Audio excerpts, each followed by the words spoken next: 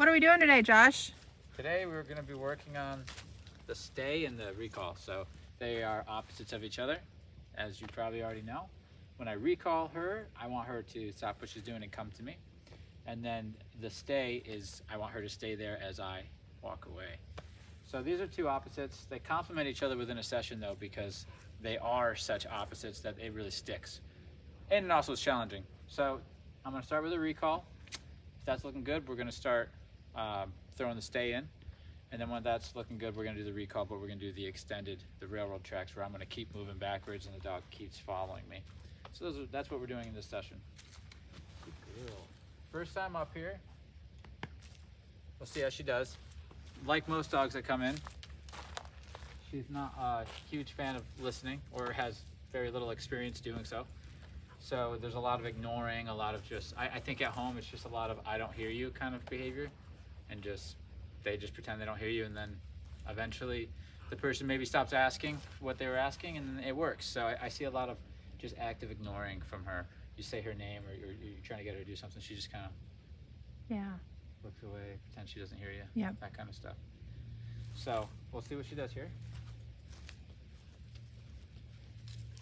It's nice that you're able to be out with her without the leash attached to you, and she's not trying to like run away or run off or anything. That's really nice. I agree. I really enjoy not having to hang on to a leash. It's nice for the training, but it's also nice when you're living with a dog where you don't have to constantly have them on a tether to you outside. Come. Oh wow, River! Pass. Correct. Fixing the position. Good. It's actually a good learning moment for, not just for her, but if you're wondering how we get that position right, if they go past you, you just take a step, you correct, and then you recall again. And you just keep doing that. Till they get it right. There you go, good. Bingo. There you go. Yeah, so, we're gonna, before we move on, we're gonna do that a few more times until it feels like she's got it right. Good girl.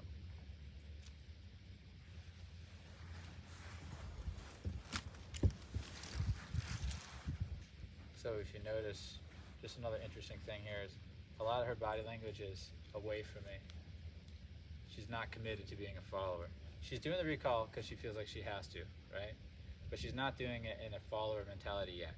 Once I get her to be a follower, we're going to see a lot more eye contact, a lot more being with me and doing it together. Right now, she's still looking, she's peering at her escape plan. Right, what's over here, what's over there? And that's another reason why her recall looked like it took so many reps for her to commit right here. It's because mentally she hasn't committed, so she's going past me because she's still thinking past me. She's still thinking about, what's up there? Can I go up there? Can I go over here? Right, so we have lack of a follower, and that's why we're seeing what we're seeing, especially the struggle with the recall. I think if she was in her mind said, I'm going to follow this guy, it would have went boom. First time. Stay.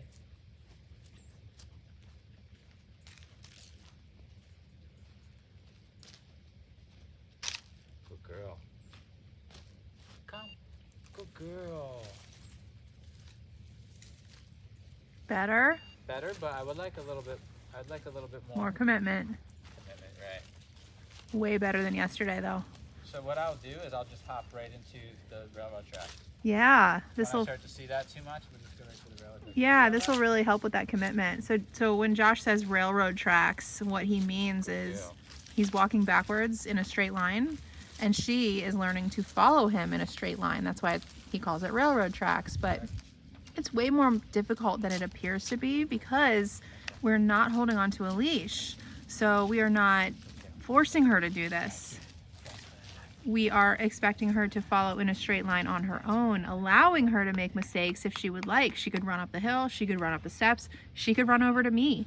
But we're asking her to commit to Josh and commit to listening without the wrangling of the leash. Good. Anytime she deviates, we get her back on track. Good. Beautiful exercise here. It does so much. First of all, we are going to get that follower mentality. We're going to get a lot more relevance, a lot more attention. It's getting the recall strong. Also, it's going to be the heel eventually. Yeah. Right? Because they're just following you. So it's going to be the heel. And then notice the position. Yes. It's going to be better, more eyes on me. Now what's happening is, like you said, she's slowing down. She doesn't want to walk. She's tired, right? All this stuff. It's all motivation. Right. Lack of motivation. It's going against the grain of being a follower. She's slowing it down because if I had her in a walk, she's not going to be pulling. Well, I can't control that way. Maybe I can control by lagging. Yes. Is there any way that I can just influence and to take control of the situation? They're designed to do that. It doesn't mean that dog is a bad dog when they do that. It just means they're being a dog, and dogs are meant to kind of push on the leader or push on somebody who's trying to take that leadership role just to make sure that they're competent, to make sure that they're actually the real deal. So they're going to put you through a little bit of trials, right? They're going to say, I don't really want to listen, or what if I do this instead? And if you're competent enough to get up through those conversations, then they give you the follower. And that's when you get the beautiful state of mind where a dog is happy to follow you. They see you as leader, they accept you as leader, and now life is just so much easier. So much easier, it's not really fair, right? It's almost too easy compared to when a dog still doesn't see you as leader. Sure, they know all their stuff, but they don't quite see you as leader. We haven't been through those conversations. They're still pushing on it day to day. There's still a little bit of a hassle just to get them to do basic stuff. Good girl. So she's older. How old is she? 9. Like, whoa. But Riggins is older than her. But Riggins went through this at like 2. Yeah. I mean, he still acts like a puppy. But the thing is like she's been able to not be a follower to a human for almost a decade. For her entire life. Yeah. I mean, yeah. we're talking like the length of a life of a dog. Yeah. You know, almost 10 years. It's a long time. So she's still pretty, I'm still looking for my way out. Way out, yeah. Watch the program as it goes on. She's a 4-week dog. Yeah. Watch as in that fourth week. She'll be amazing. In yeah. her posture, yep. and her willingness. Good. Stay. Now we're gonna go with that stay.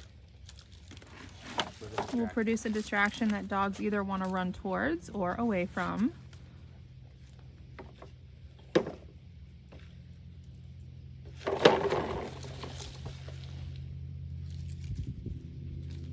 Good girl.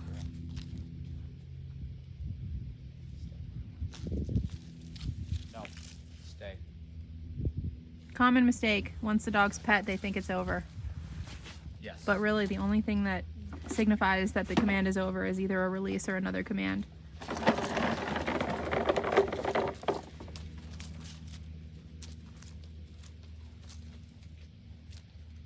Break. Good girl!